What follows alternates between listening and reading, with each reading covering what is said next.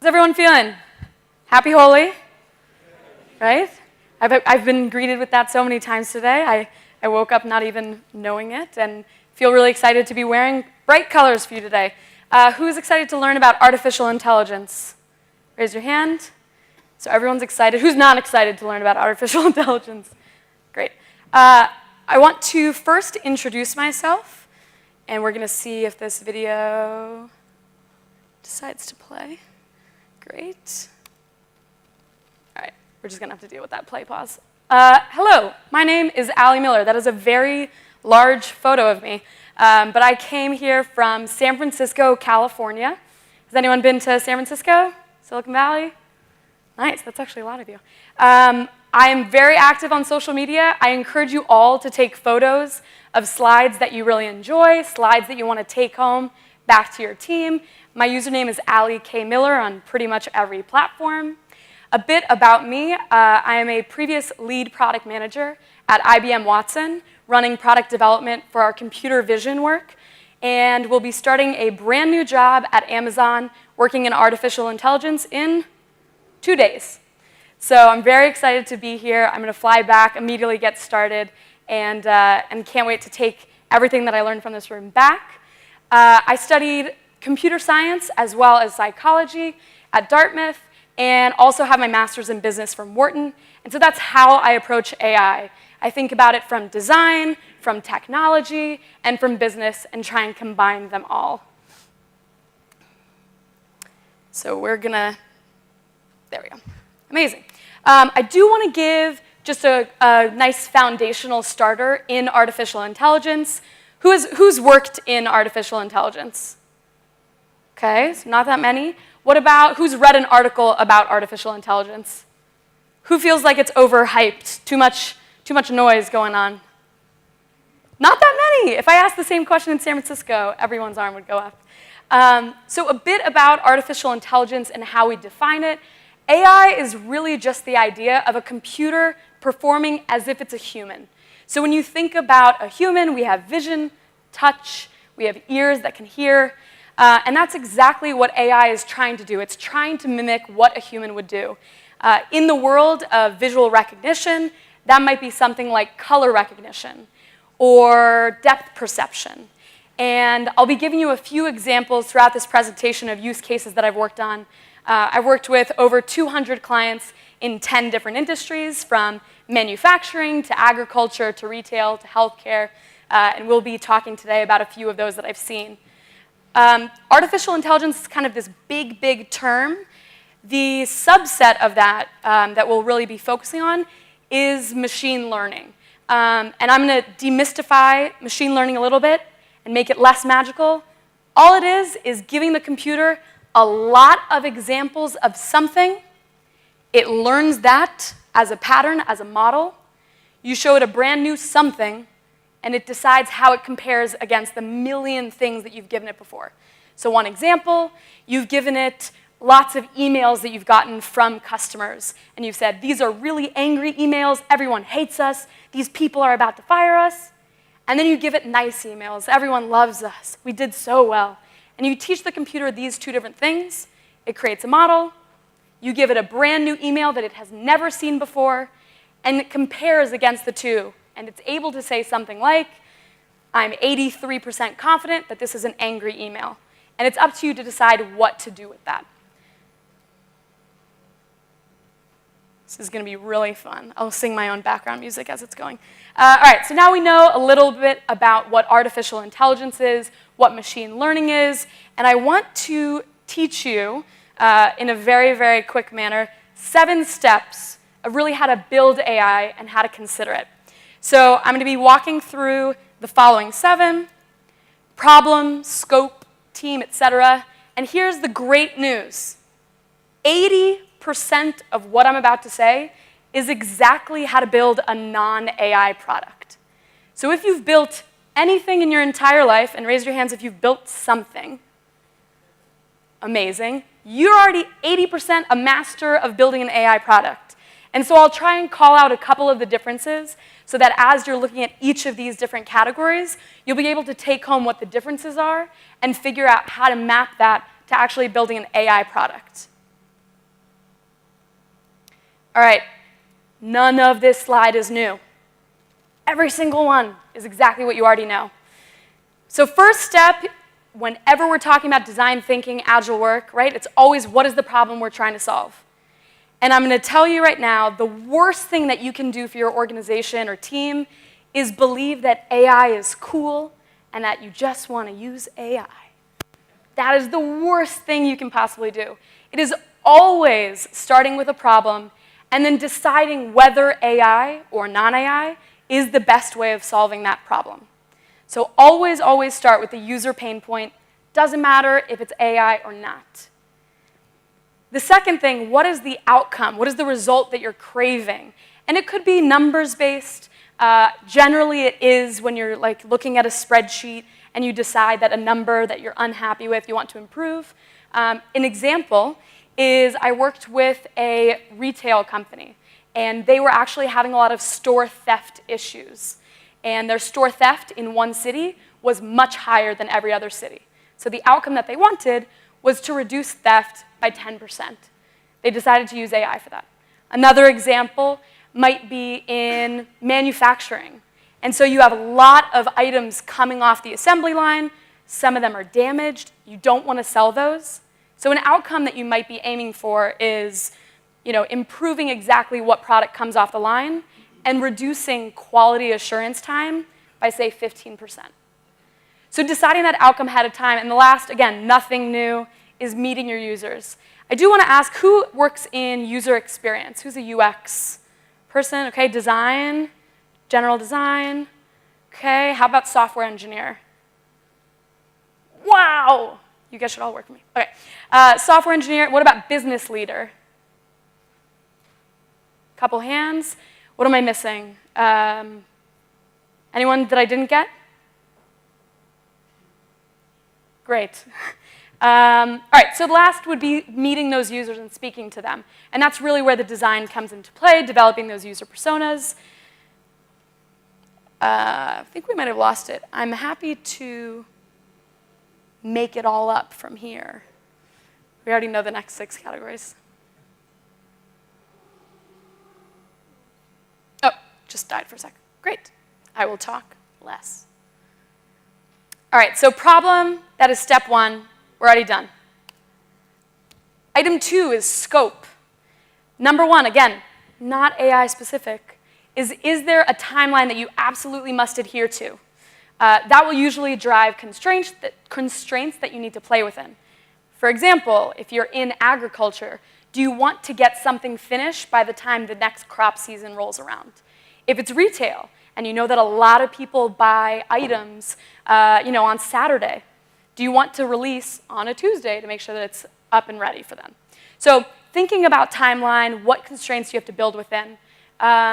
In general, and we're talking about resources and budget, and those are kind of combined, AI is not necessarily more expensive than non-AI. But one thing to consider is that upfront cost might be higher as you're training people, as you're taking time away from that normal development cycle. So thinking ahead about what these budgets might be. If your budget is higher, do you want to bring in an outside group, right? If your budget is lower, do you want to teach in-house? So thinking about where that flexibility has to come into play.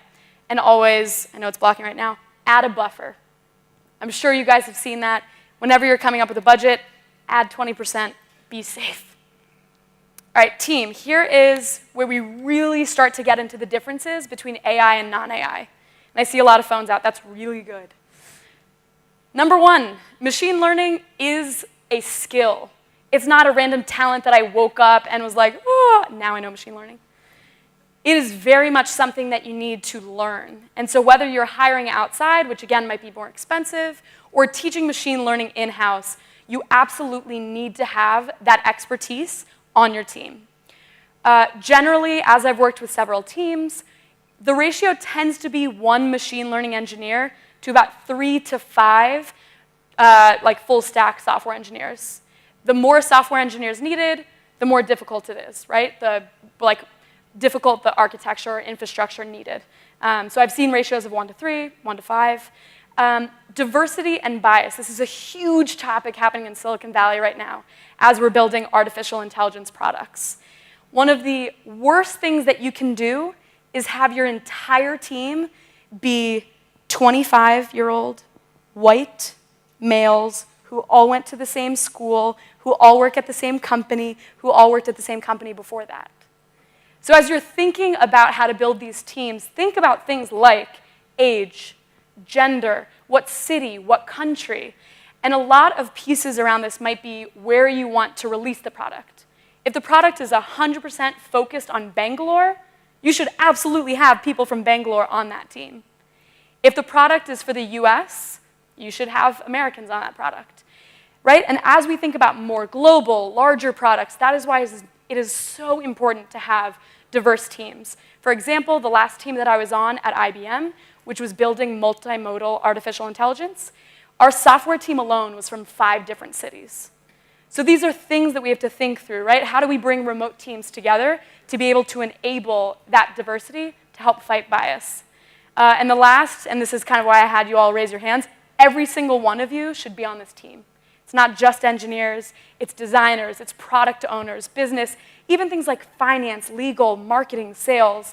They should all be in the room right at the beginning, building that product and knowing what is going into it.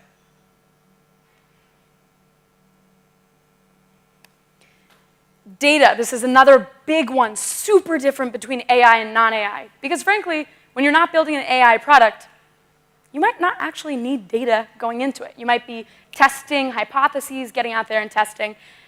But it is very different to build an AI product. You need to have this constant pipeline of data coming in. There are 2 questions you should ask yourself about where you're getting this data from.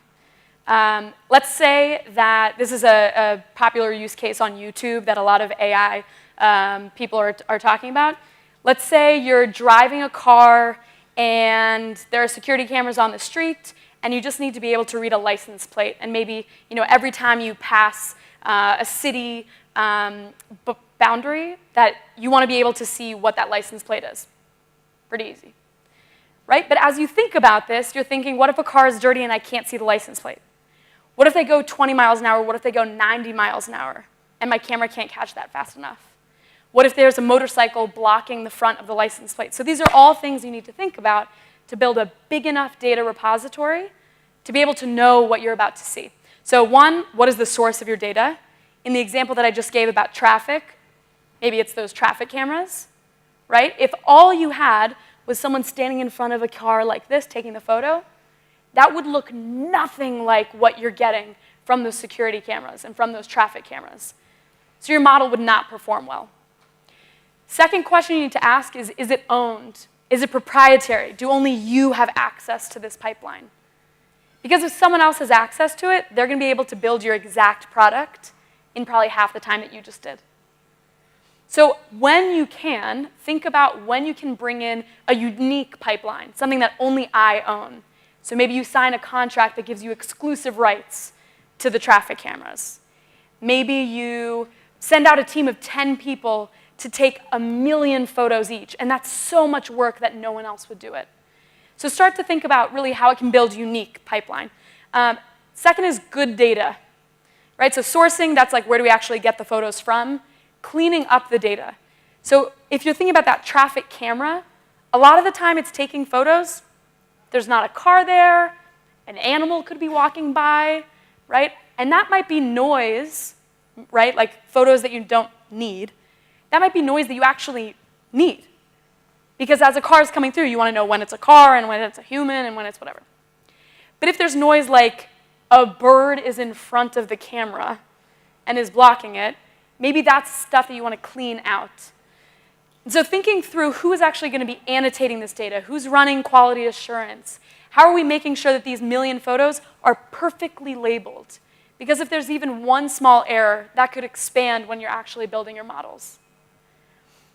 The last one is generally the more the better, right? We always want good data. We want data that mirrors what we're actually going to be seeing. That's why cell phone pictures wouldn't mimic traffic cams. But you're always going to need more than you think. And depending on what type of model you're building, whether it's that email system that I was talking about in the beginning, right, angry versus happy, maybe you only need like 30 emails of each. If you're talking about traffic cameras that have dogs and humans, and it's day and it's night and it's foggy and it's not, you might need 8 million photos. And you won't know right when you start the project. So more is always better. Who knows the term edge cases? Is that a new term? Okay, edge cases just means something you didn't really think about in the beginning. So again, maybe you never thought that something could block the camera, but that's a brand new edge case that comes up, and so you're going to want to constantly have that in your model. We are halfway done. Who's excited? Now you get to sleep. All right. But also, how are we halfway done if there are 7? That's because, surprise, I have a UX bonus, because this is a design conference, and I want to make sure that you guys are getting the information you need. So here is exactly how you need to think about user experience for building AI products. First question, is it AI? Right? And obviously, if you're building an AI product, you're using AI. But does it actually matter if you tell the end user whether it's AI or not? Here's an example. Right? We called an Uber yesterday to head into town. I wasn't told by Uber, oh, we recommended this amazing ride for you using this machine learning algorithm. It's the perfect ride. It's the cheapest, the fastest, the best, the coolest. I don't care. I just need a car and I need to get to somewhere. Something like a doctor recommendation, like what medicine to take, I would rather know as a user, maybe, whether a doctor thought about it, whether AI thought about it, whether the two combined thought of it. And so you always need to think about, when do I need to tell the user that it's AI, and when does it actually waste time or make it a worse user experience? The second is thinking about interface, right? Are users involved? Who's used like Netflix? Lots of Netflixers, nice. How many times have you like thumbed up and thumbed down something? Like, everyone in this room has done it at least 50 times. This room has God knows how many people in it, right? And so that multiplying factor for all of the Netflix users, you guys are basically training Netflix their algorithms. You're doing their job. So the most common algorithm and most common way of getting users involved is this like thumbs up, thumbs down, right?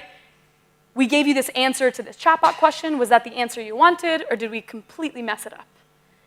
There are less common ways of getting users involved, and I'll let the genius designers in the audience think about it. But there are some common ways that are coming out.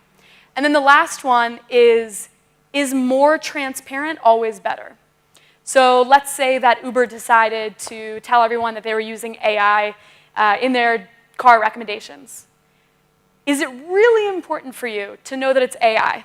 Yes, no. Is it important for you to know why they picked it the way they picked it? Yes, no. Is it important for you to see the algorithm? Yes, no. And is it important for you to see the training data or how the AI model came up with it? So there are different levels of transparency that different products require. Generally, the more like scary the recommendation is, like doctors telling you what medicine to take, more transparent is better. Things like, is this a dog or a cat? Don't care. Right? So think about what level of transparency your product's going to require. UX bonus is done. There are no more surprises. I'm so sorry. All right, when you're testing something, right? So you've built the right thing. You've decided what your data pipeline is. You decided you have the right team to go after it, and now we're actually going to put it into market. We're going to see how it performs, see what people think, see if it works. Who knows the term MVP? Pretty much everyone. All right, minimum viable product, right? So you want to be able to prove small. And note that I said prove small and not test small. One of the hardest things about starting an AI product is that everyone wants to say no. Everyone wants to say, AI is not going to work. I have my right team. We've got the right product. I don't want to innovate. And so you want to be able to say, my first AI project out the gate was successful. So how do you prove small? And that's researching competitors, that's building the right team, and that's making sure that everyone on the team and not is aligned to what you're building. Success metrics, right? This is a term that everyone's heard of, but there are AI metrics and non-AI metrics. So like I mentioned before about store theft, those are common. You guys have heard of those. But AI metrics, right? How well is that model performing? How many thumbs up, thumbs down are we getting when a user is giving us that feedback? And I'll give you kind of a rule of thumb that I like to use. Generally, when we would launch a product on my past teams, we would spend about 4 weeks, get to about 60 to 80, 85% accuracy, launch that, test, test, test, more data, and then within the next 4 to 8 weeks, get to about 80 to 99% accuracy. So that's why it's so important to start small. And then the last, which I kind of gave a heads up to, don't aim for perfection. AI is so new. The worst thing you could do is say, when I launch this, it will be perfect. It will be 100% accurate. It'll be better than humans. It'll be the best. Everyone's going to love me. Aim for 70% accuracy. Aim for 60. Just try and get something out there and see if it actually works for what you're trying to build. So after you test, what is the exact thing? Optimize, right? Get that feedback loop going. How are we understanding from the market what works and what doesn't?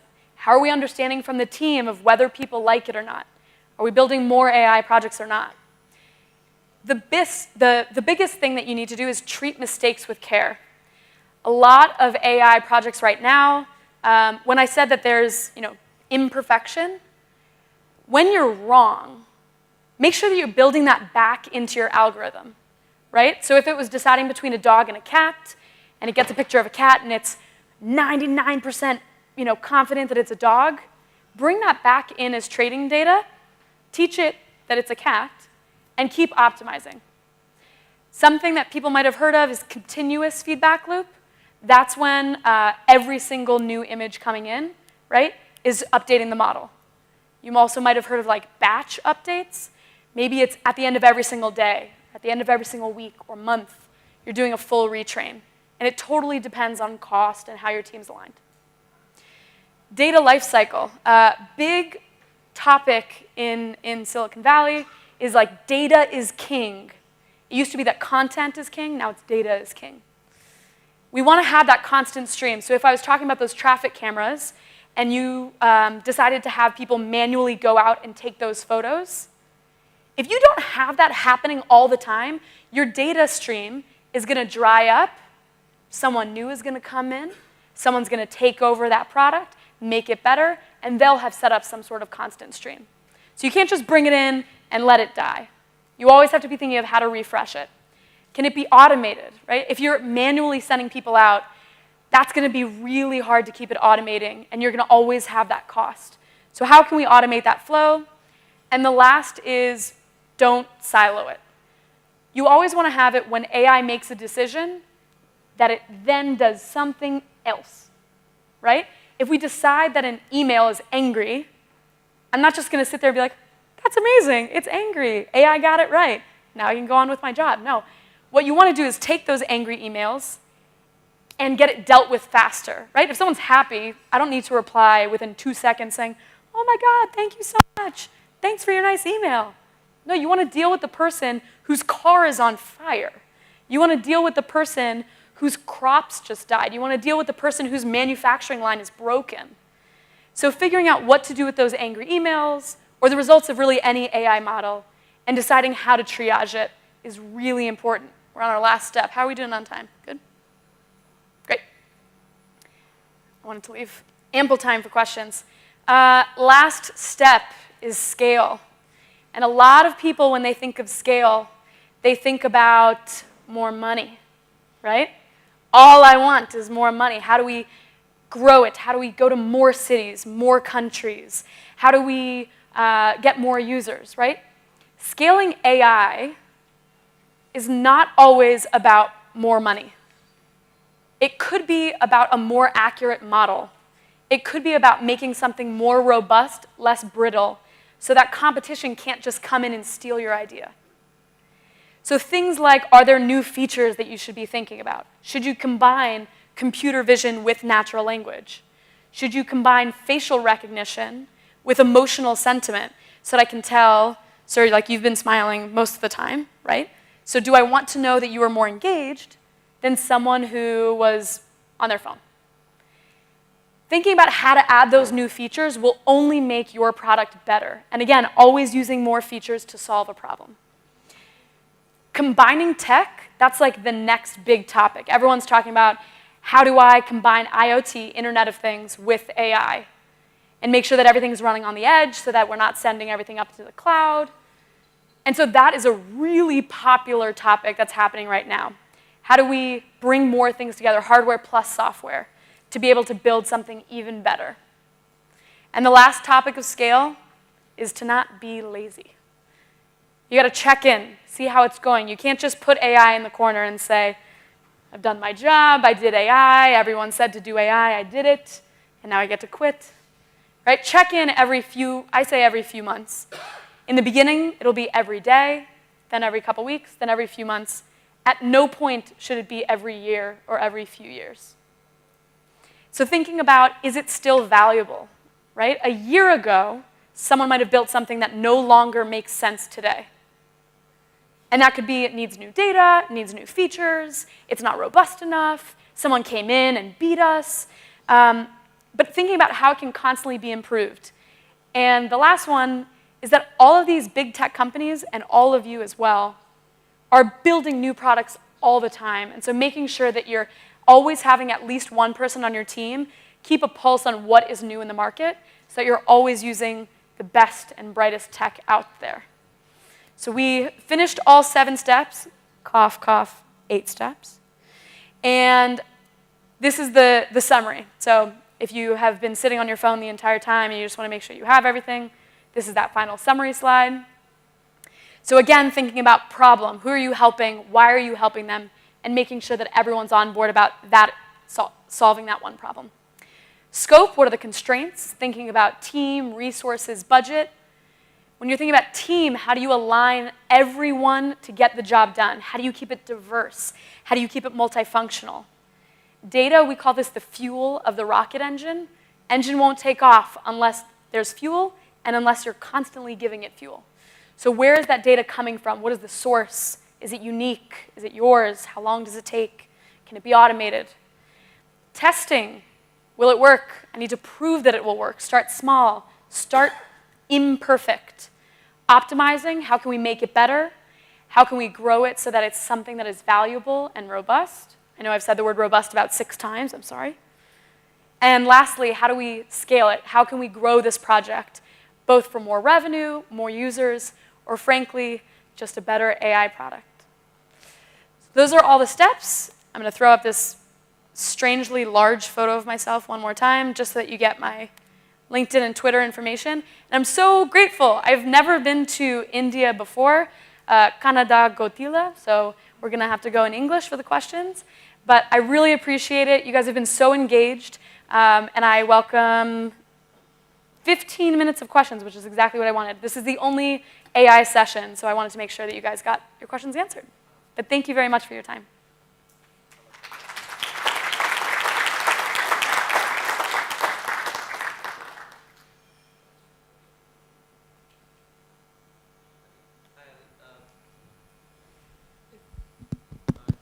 Hello. Hi. Hello. Thanks, that was a good talk. I come from a healthcare sector, work with a product we are building in. Could you put it a little closer? Embracing AI. Perfect. The question I have for you, and this being an agile conference, is, most often than not, we want to release the product every 2 weeks, which is a sprint for us. And what I hear from the guys on the AI part of my team, AI doesn't work that way, Rajiv. It's not going to be 2 weeks. We need minimum 4 to 8 weeks for us to train the model, get the utterances and blah, blah, blah. And then we can make it into a release cycle. So you can go and let the dev team or the software team do 2 sprints while we prime this up, and then maybe we'll converge. How do you take care of that in whatever experience you had? First of all, blah, blah, blah sounds really important. Here's what I would say. And it's a flaw in what they believe is a 2-week sprint. And I know we have some of the other speakers in here, so I'll duke it out. In my mind, every 2 weeks does not mean that a new product has to be released. So I think that the process that you were talking about around 4 weeks, training models, what I was saying about accuracy, right, after 4 weeks, maybe you'll get somewhere around 70% accuracy. That's around building. optimization can absolutely happen every 2 weeks. On the build side, what I would say is breaking down these steps, how to make sure that data pipeline is set, and maybe that's a 2-week sprint. Then when you're talking about how do we clean it up, maybe that's another week, and then the next week can be QA on the pipeline. So design sprints and software sprints within AI should absolutely be 2 weeks. Your AI cool guys should not be like off in some other room with the door closed saying, Rajiv, I'll talk to you in 2 months. But every 2 weeks, they don't need to be delivering a full-on product. The last thing, and just to make sure, I know a lot of you have not yet worked in AI, training a model takes an hour, right? Once you have the actual data, and once you've decided here's how to annotate it, and here's what we need, the actual like hit a button that says train and have it be done, depending on how big your pipeline is, could be somewhere between a couple minutes or a couple hours. In no way should training the model take 2 weeks. I would say, to go back to them and say, AI cool guys, we need you at the table. You're not super cool. You're part of this. We are one team. And you need to make sure that something is delivered every 2 weeks, even in the build phase.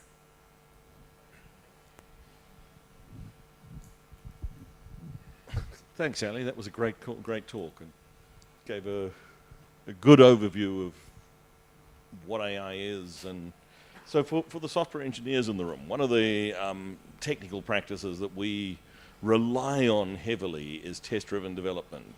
Build the test before you build the piece. How does that work in training data? So a couple pieces to unfold. So the question was, how do we make sure that we're testing appropriately? Do we kind of come up with the test ahead of time? And what are the processes for maybe testing intelligently? Is that a good-ish summary? Couple pieces to unpack in that. One is the bias piece. And one thing that a lot of people believe is AI is unbiased as long as it completely mimics what a human would decide. And one example, right, Shane's already nodding no because he knows that that's wrong, but a lot of people think that that's how you do it. So what I would say, and this is kind of two-stage. So foundational, what you should always do in that annotation phase, let's say that you had dog versus cat and you have 1,000 images of each one, set aside 20% of your annotated data to be able to test, right? So you already know that this cat is a cat, this dog is a dog. Set aside 20% that is already trained, train the model on the 80%, train it, use that 20% as test, right?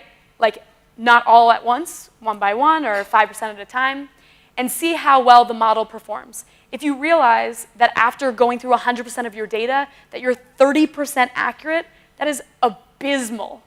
And you should absolutely be 10xing your data. So that's foundational. Always set aside annotated data to be able to test against your algorithms and figure out how well it performs.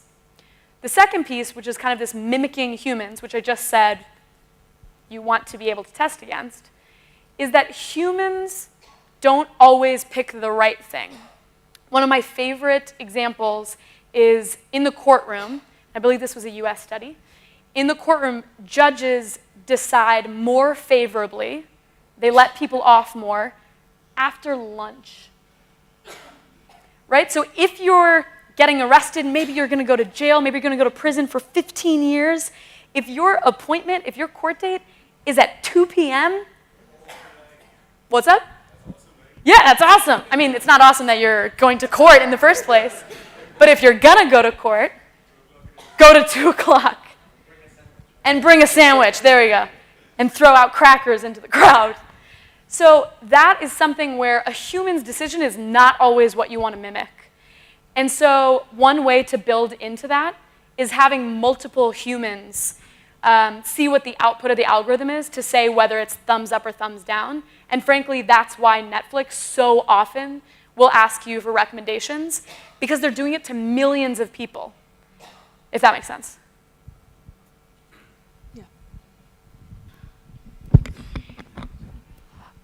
My question is particularly from the policing, predictive policing, if we talk about. Say that one more time from the... Policing, predictive policing, the federal department. Okay. So what is your approach around the systematic biases which comes because of the algorithms? Because there is a limitation. Whatever data you provide, it's only that how the machine is going to react. Right, which is the case whether it's for federal government or not. Yes, so cats and dogs, you can still, generalize that this is the particular breed. What do you do about the felonies that have been committed by different diversity? I don't want to sound racist, but if there's a white man or there's a black man, how does that work in this case? Yeah, absolutely. There's a term called the risk of imperfection. So in the dog-cat world, if you're wrong about whether it's a dog or a cat, depending on like what you're trying to do with that data, it's not a huge deal, right? Because a human will probably, like if you're trying to split up dogs and cats into the right kennels or daycare, that seems insane. Why would you send a cat to daycare? But you know what I mean. The fact that it's wrong, a human's going to see it and be like, I'll fix it. The risk of imperfection in things like, should I arrest that person, is much higher. So step one, when you're getting your whole team together, and this is with executives, finance, legal especially, everyone, is deciding the risk of imperfection. So that use case where I kind of generalize saying you can launch with 80% accuracy, if it's a police and you have a body camera and you're deciding whether to arrest the person in front of you, 80% accuracy is not going to cut it. Or you can have the AI decide and always give it to a human no matter what the AI says. So one thing that we do with our clients a lot is deciding what are the MVP metrics that we have to hit. And usually that's a conversation around risk of imperfection. The second piece is, and this is to Shane's point around kind of gathering the testing plan ahead of time, getting baseline metrics for how human would perform in that exact same situation is really important. So if a policeman realizes and picks the person and recognizes the person 50% of the time, and an AI is at 85, suddenly 85% sounds fantastic. The protection against it, again, is always giving it back to a human, to have a human in the loop, so that we're making sure that the best safe AI is getting out there. Yeah, so, hi, one question. We like this table a lot. I want to make sure. Just one question. We'll Maybe it was similar to what Raju asked. So we also a team, we are building AI solutions, and often the data scientists plan certain experiments. And we also struggle a lot while estimation, and during the sprint it can't be planned, or people say that it requires research, can't be time bound, and so we moved from sprint to Kanban. Because in Kanban you don't have fixed time frame as opposed to sprint. So, but was that a right approach, or was that an escape by? Your guys' questions are so funny. I love it. I'm not going to tell you whether it was the right or wrong decision. But typically, what methodology being followed in, because everyone building AI would be having the same challenges. When you plan experiments, we don't know exactly how much efforts are required or how much data analysis is required. So when you dig into that, then only small thing becomes bigger. So how to handle that and give the more deliveries in more predictive manner? Here are two things that I can tell you. One is that my software engineers, right, and like my most recent job is running a team of 30 engineers. They hated estimations. They're like, Allie, why do we do this? It's always wrong. I can't even get it within 10%. Everything that we're doing is new. I have no idea how to estimate this. So I can tell you that the pain points that your team is feeling are felt by a lot of AI teams. The second is what to do with that pain and what to do with that problem. There are some teams that decide to only build out AI projects or sprint planning for 80% of their time allotted. Right? I was talking about buffers in budgets. People do buffers in time estimates as well. But again, that only gets you so far. So I know teams who have not moved to Kanban and keep it at those estimates and just only estimate for 80% of their time. And they just get better and better at estimating. That's one option. And it could be that you are just more mature and that you guys have moved to Kanban. I can't say whether or not that's the perfect decision, because I haven't worked with your team. But come work with me at my new job and we can figure it out. No. So first of all, that was Are you under arrest right now? Is that something that we should know? not exactly. Okay. So that was quite an expressive talk for artificial intelligence. I liked it. So my question might sound a bit science fiction-y or Black Mirror-y. Are you concerned about the dangers of AI? Like I was watching other day, Joe Rogan's talk with Elon Musk, and he was quite concerned. Do you, like a young professional in this field, are you concerned? So Elon Musk is a very interesting example. Slight brag moment, I met with him in Dubai to talk about AI, and I know, right? Who knew? He talks about how are we going to send people to Mars, we're going to do it in 2 years. Like his time frame for a lot of things is easily 1/10 of anyone's. So I'm going to put Elon Musk to the side, amazing as he is, and say that he is, he's going to be like a smaller opinion. That doesn't mean that he's wrong. I'll give you one example. The head of Google Assistant and the founder of Siri made a bet, it was a year and a half ago, on when we would reach AGI, Artificial General Intelligence. Founder of Siri said it's over 50 years. Head of Google Assistant said 10 to 20. OpenAI, anyone heard of OpenAI? Very popular, right? If you had asked them a year ago when they thought AGI was going to occur, they would have said over 50 years. If you ask them today, they've changed their mind and said 10 years. And they're the ones working on it, right? They have some of the best, brightest PhDs working on this. My answer to your question, which was, am I worried? So question one is, when will it actually happen? And the answer is like, who knows? Best and brightest minds completely disagree by decades and generations. Where I start to get worried is on the policing of it and the regulation around it. And can law keep up with artificial intelligence?